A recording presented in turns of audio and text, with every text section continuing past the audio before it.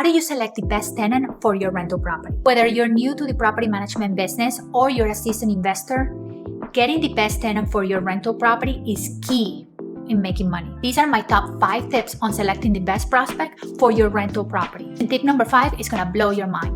Tip number 1, have a preset list of criteria for all of your rental properties. What are your rental requirements?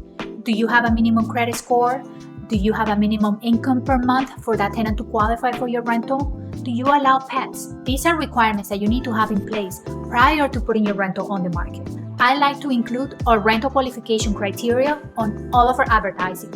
That way, the prospect knows if they potentially qualify for the property or not.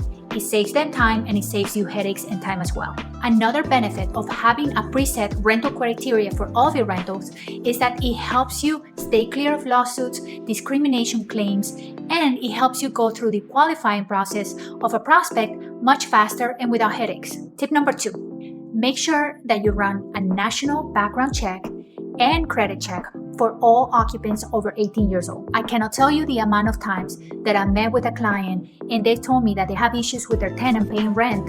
When I asked them how they qualify the tenant, they said they just basically met them at the property, they seem nice, and they gave them money and keys, and that's it. Nowadays, it's very easy to find services where you pay $9.99, $15 per report, and you can have a national background and eviction check and a full credit report. This will show you what kind of tendencies this tenant has in paying their bills and were they evicted somewhere else.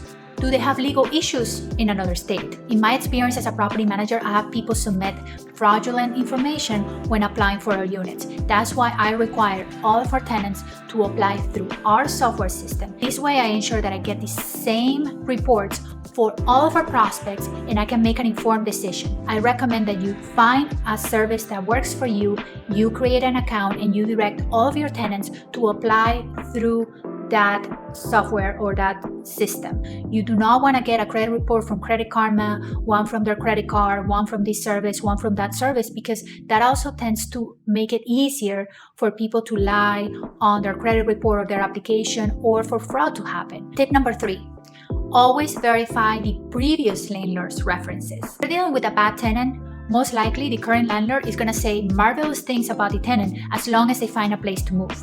They want to get rid of them. So we always check with the previous landlord in the condition of the unit upon move out and the history with that tenant, because most likely they're going to be honest and upfront about it. The tenant is already out of their unit, so they have nothing to lose. I'm not a big fan of checking references. The tenant is providing you with references, and usually they will provide people that will speak good things about them. Tip number 4, make sure you look for red flags. If the prospect consistently changes jobs and residences, that's a sign of instability. We want to try to get a tenant that's going to stay there for a long time, that's going to take care of the place, and that's going to take pride on living in the unit. And for that reason, we want stability. I don't want to be turning my units every year because it costs my clients money and it's not really profitable. So my goal is to try to get a tenant that's going to pay the rent on time and stay there for a long time, take care of the place, and that comes with stability. Look for inconsistencies.